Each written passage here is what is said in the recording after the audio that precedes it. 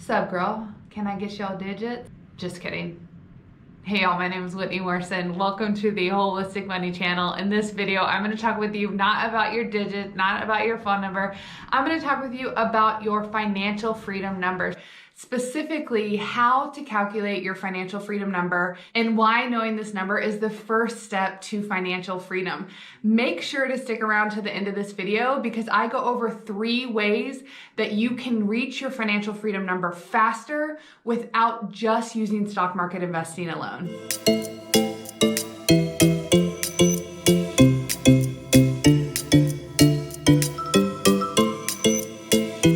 So let's begin by talking about what is your financial freedom number.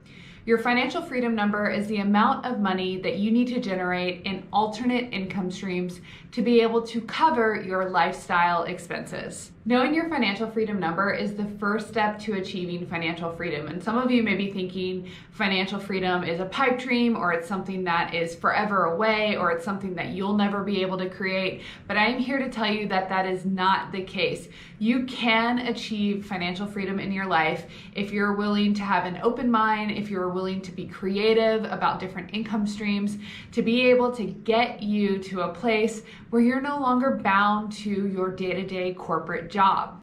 I am a firm believer that you will not hit a goal that you don't set for yourself. So that means the first step is just getting to know your number. And this will help you start to strategically design your life and your investment decisions so you can hit that goal. You will be so surprised what will start to happen for you as you start to put it out into the universe. And it is very key not to let your brain get in the way and tell you all of the reasons why this is not possible, because that's exactly what your brain wants to do. Instead, you need to live into your future self and ask your future self, how are we going to make this happen? And before you know it, things will start appearing and revealing themselves to you. Creative solutions and options will begin showing up for you to achieve financial freedom much sooner than you had ever expected. So knowing this number is the first step to actually creating your financial freedom. So yeah, we got to do this. All right, so the first step in determining your financial freedom number is to begin by adding up your fixed monthly expenses. And these are all the things that you have to pay for on a monthly basis, regardless of if you leave your house. So your mortgage, your rent, your utilities, your internet, your car payment. Figure out what your fixed monthly lifestyle is.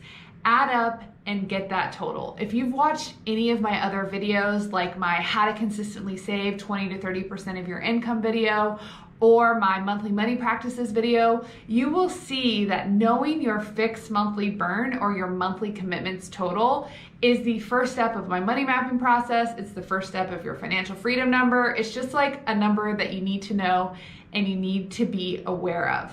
Now, the next thing that you want to do is you want to allocate a certain amount of money towards your habits. And your habits are the daily expenses that you experience on a monthly basis that are not your bills. So things like food, gas, entertainment, eating out, whatever it is that you like to spend your money on throughout the month.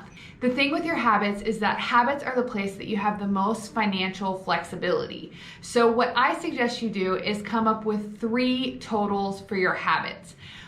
Total number 1 will be your minimal habit. So this is imagining a life where you're not spending a lot of money, you're very intentional, and you're only living the basics.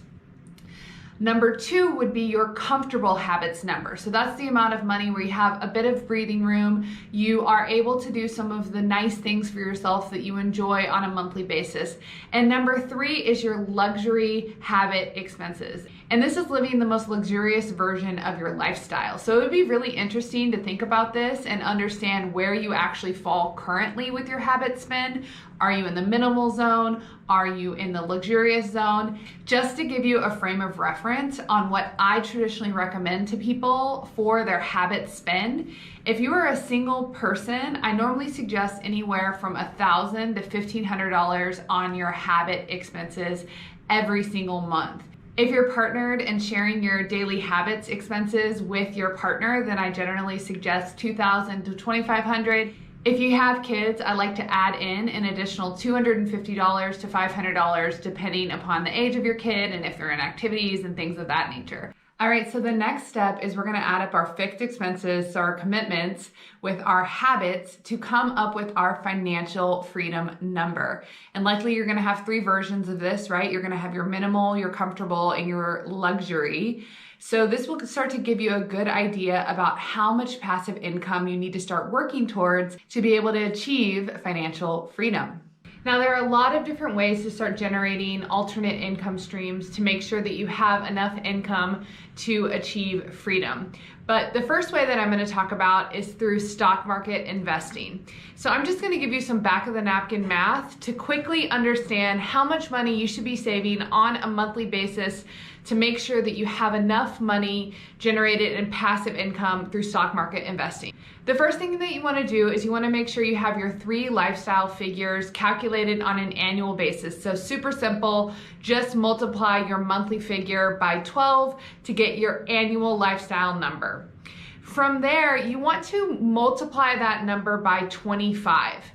And what you're doing whenever you multiply that number by 25 is you're coming up with the total amount of money that you should have invested to be able to draw enough income off of your stock market investments to be able to cover your passive income.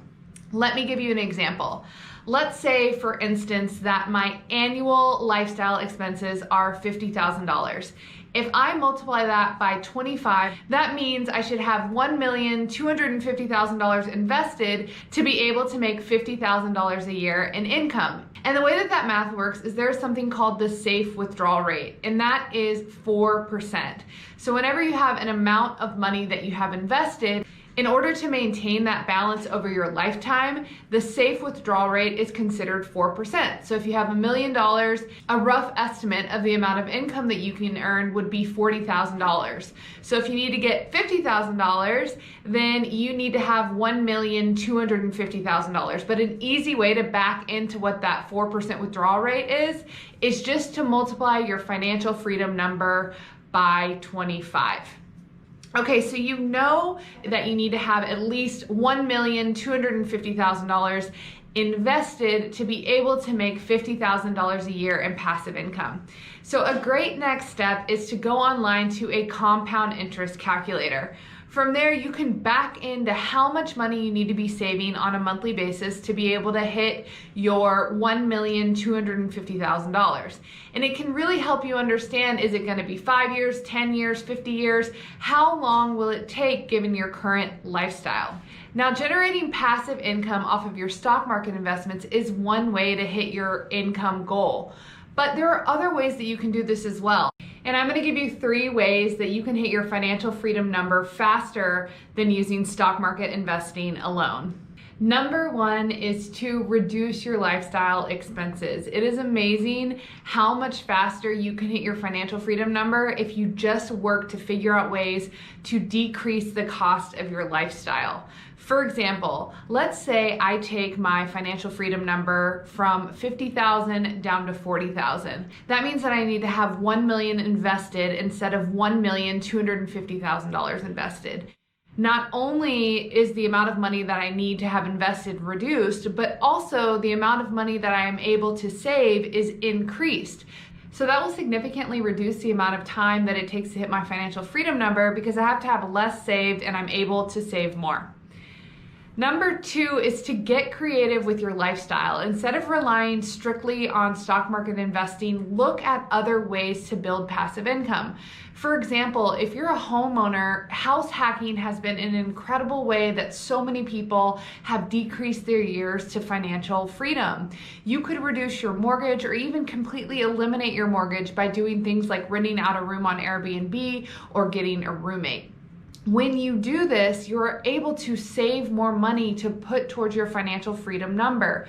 You also could do something like renting out your entire place and buying a new property so you can build equity in both parts of your life.